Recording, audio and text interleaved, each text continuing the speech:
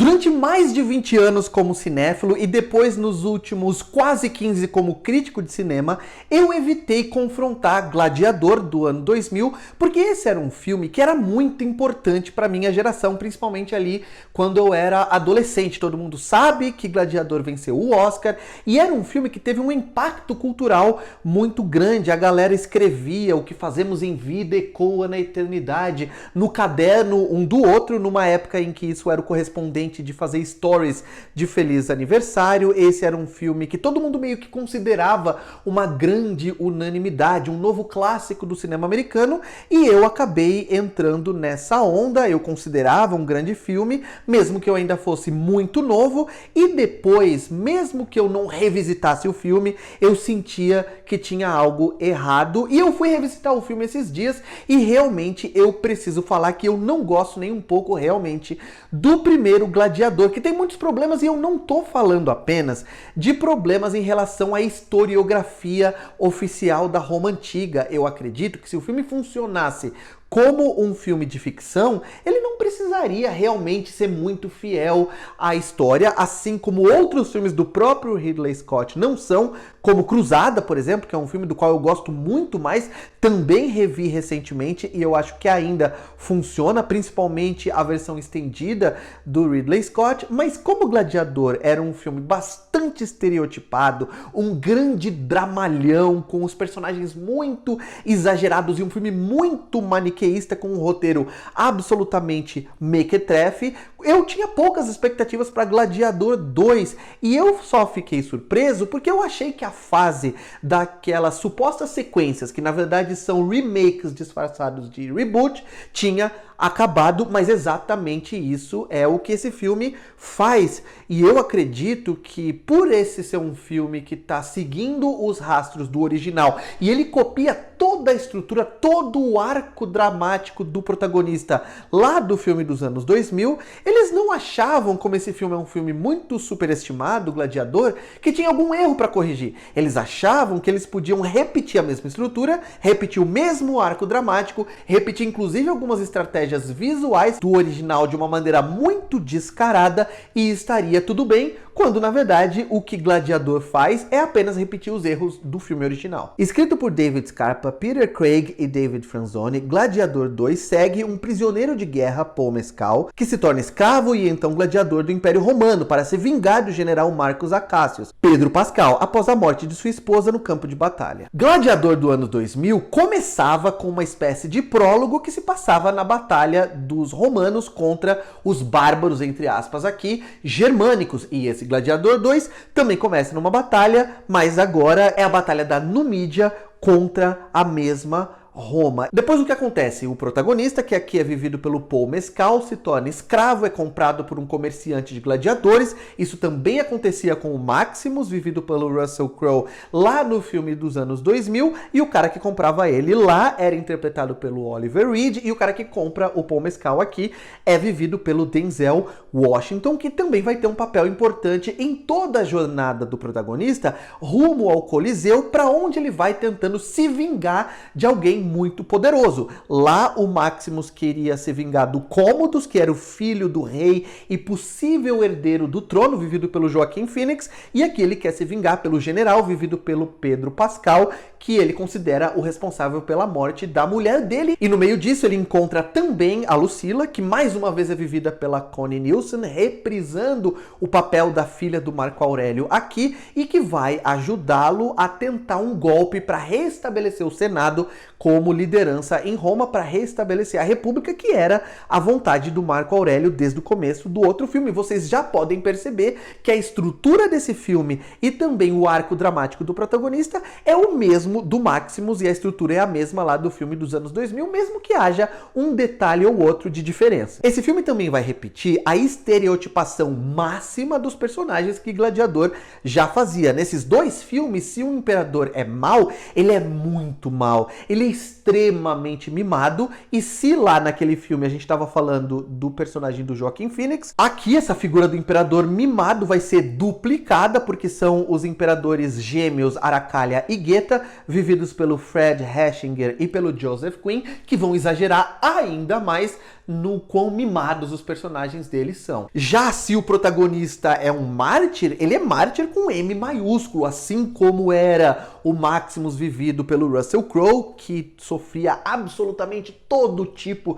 de tortura física e psicológica numa jornada bastante associada diretamente, eu diria, à Via Crucis de Cristo. Ele era um mártir máximo da Roma Antiga. Aqui vai acontecer a mesma coisa com o Paul Mescal. Fora que, assim como o filme original, esse aqui também vai ter uma história que vai ser sempre movida por 1 milhão de coincidências e de conveniências que vão colocar as coisas no caminho de uma história bastante melodramática, né? As coincidências são tão absurdas e são tão sequenciais, são tão frequentes que você acaba ignorando, deixando pra lá a partir de determinado momento. E esse filme aqui também vai ser um filme que vai investir muito na nostalgia, muito no saudosismo. Ele vai fazer referências diretas a Gladiador, o primeiro filme, o tempo todo, não só através de flashbacks, mostrando inclusive cenas do filme original, mostrando continuações daquelas cenas que não tinham sido mostradas e que são reencenadas agora, e também usando todo tipo de iconografia para remeter ao Maximus e para torná-lo ainda maior do que ele já era, né? A imagem, a figura dele, torná-la ainda mais mítica. Esse filme aqui faz isso o tempo todo. Na época de Gladiador, tinha uma discussão muito grande sobre a fotografia, sobre a direção de arte e também sobre o CGI. Por mais que a direção de arte e os figurinos sejam competentes naquele filme, mesmo eu revendo agora em 2024, eu ainda acho isso, e isso se repete aqui, a fotografia é uma fotografia extremamente aborrecida, porque ela investia em tonalidades que eram sempre bege, sempre sépia. Se você perceber, assistindo a Gladiador, nem o céu é azul, até o céu é bege, é meio amarronzado, e essa estratégia visual também se repete aqui. A impressão que eu tenho é que essa codificação estética daquele filme fez tanto sucesso e influenciou tanto o cinema americano, não só dos épicos, mas também o cinema de ação e de outros gêneros durante, sei lá, 2 décadas que se seguiram ao ano 2000, que hoje parece que o cineasta, o Ridley Scott, e também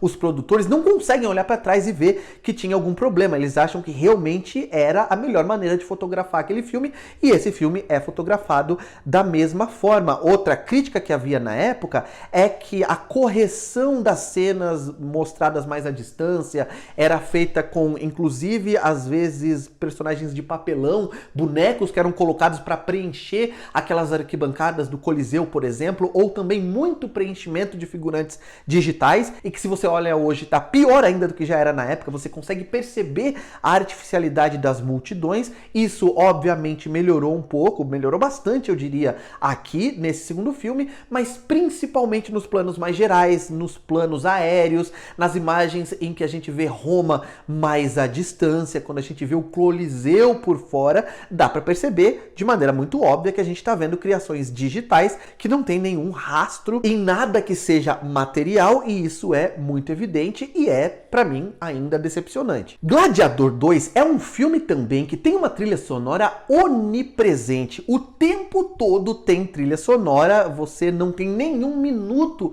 de descanso, e a trilha tá sempre colocando você no tom, na atmosfera, no sentimento que você tem que estar sentindo naquele momento da história, e isso é também bastante irritante em alguns momentos. E por falar em trilha sonora, a trilha sonora, não sei se vocês lembram do Gladiador 1, né, do primeiro filme, tinha influenciado bastante uma outra trilha sonora que ficou muito famosa em Hollywood, que foi a do primeiro Piratas do Caribe, que é A Maldição do Pérola Negra. Tinha um tema da música principal da trilha sonora de Gladiador que se repetia quase igual, quase da mesma maneira na trilha de Piratas do Caribe, A Maldição do Pérola Negra. E aí, o que acontece aqui nesse Gladiador 2 é que a mesma trilha é repetida, obviamente ela é reorquestrada, mas tem temas da trilha original do primeiro filme que voltam a aparecer aqui, e a impressão que eu tive é que foi incorporado também um elemento importante da trilha do mesmo Piratas do Caribe. Então, a trilha sonora de Gladiador influenciou a de Piratas do Caribe, e a de Piratas do Caribe influenciou a de Gladiador 2, e esse processo vai tornando tudo mais genérico, tudo mais repetitivo, o que nos traz ao personagem principal vivido pelo Paul Mescal. O Paul Mescal, ou Paul Mescal, né? É um ator muito bom, principalmente do cinema independente. Eu acho que ele tá razoavelmente bem aqui, mas ele sofre na mão do roteiro, porque, em primeiro lugar, ele é um personagem que muda de personalidade, muda de posicionamento o tempo todo durante o filme, e tem uma mudança drástica que ele tem em determinado momento em relação à postura dele diante do adversário, do rival, que é vivido pelo Pedro Pascal, e também de outra personagem, da personagem da Lucila, que você em nenhum momento percebeu o processo que ele enfrentou para ter aquela mudança. A mudança parece abrupta porque o roteiro precisa que ele tenha aquela mudança naquele momento para que a história termine do jeito que ela tem que terminar. E eu vou ter que acabar essa crítica revelando um spoiler, então se você não quer saber um detalhe importante sobre o final do filme, você pode encerrar o vídeo aqui e voltar para assistir esse final depois. Um ponto muito importante desse filme é a revelação do terceiro ato de que o personagem do Paul Mescal, na verdade, é o Lucius, que era o filho da Lucila, e ainda mais a gente descobre que ele era filho da Lucila com o Maximus. O problema para mim dessa revelação é que se você estava prestando atenção desde o começo do filme, percebendo que alguns atores voltaram, alguns personagens eram os mesmos, como eu falei da Connie Nielsen, tem também o Derek Jacobi, que é o Gracchus, né, um dos senadores lá de Roma. Você consegue perceber que tem vários atores voltando, reprisando seus personagens. Aqueles que não reprisam é porque morreram, tem muitos atores que morreram. Tem o Richard Harris, o Oliver Reed, uma galera que morreu logo depois, ou então, inclusive, no caso do Oliver Reed, durante as filmagens mesmo de Gladiador. Mas se você perceber, você vai lembrar que o Lucius tinha desaparecido, tinha saído lá, né, tinha ido embora, e ele não reapareceu durante, sei lá, 1h30 desse filme aqui, e é meio óbvio que esse cara é o protagonista vivido pelo Paul Mescal. Ele é um branco, loirinho, que tem até uma cara parecida com o ator mirim que fazia o Lucius lá no primeiro filme, que tá numa nação africana que vem para invadir Roma ou para tentar disputar território com Roma, e você, se tentar ali, né, conectar os pauzinhos, você vai perceber que ele é o Lucius. Eu já tinha percebido muito antes do filme revelar isso, e o filme, para piorar, ele tá usando uma surpresa que não é tão surpresa assim, para quem estiver ligado, para quem estiver prestando atenção, e ele trata essa surpresa como uma grande revelação. Durante, sei lá, meia hora, 40 minutos de filme, ele vai preparando essa revelação, ele vai mostrando os personagens, descobrindo quem ele é e ficando surpresos com a identidade dele, algo que a gente já sabe. Então o final é bastante decepcionante e também é muito anticlimático por alguns motivos que vocês vão ver. A gente espera grandes batalhas no final que acabam de uma maneira, para mim, bastante anticlimática, bastante decepcionante. Eu acho que essa é uma palavra que eu até poderia usar para falar de Gladiador 2, mas eu não usaria porque, como eu falei para vocês, eu tô na minoria aqui, não sou fã do primeiro filme, então eu não posso dizer que eu tô decepcionado com o segundo filme, porque ele repete basicamente tudo aquilo que já não funcionava no primeiro filme e acrescenta aqui, como eu falei, alguns elementos a mais para não funcionar. Quando vocês assistirem ao filme, que estreia agora dia 14 de novembro nos cinemas, venham aqui dizer o que vocês acharam, se gostaram, se não gostaram, podem já falar o que vocês acham do primeiro filme. Se vocês não viram o segundo ainda, usem a caixa de comentários para isso. Não se esqueçam de dar um like no vídeo, se inscrever no canal, clicar no sininho em sempre para sempre receber notificações de vídeos novos por aqui. E por hoje é isso, um abraço, tchau!